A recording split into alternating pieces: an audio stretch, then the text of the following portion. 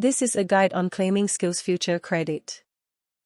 You will receive a registration order in the email you have registered with.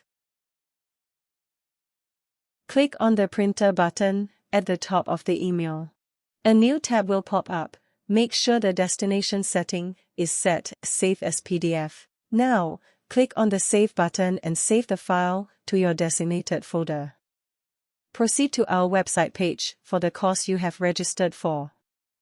Click on the SkillsFuture Credit link and it will bring you to the corresponding SFC page of the course.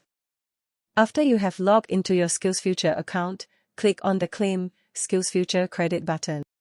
Check that the course title is correct, then click on the arrow to proceed. Next, select the date that you will be attending the course on. Enter the amount that is stated in your invoice inclusive of GST.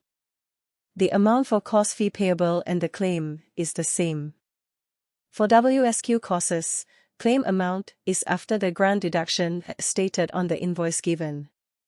Next, you will need to attach the PDF file that you have downloaded. You can either attach the invoice that was provided or the PDF file you have downloaded from the registration order.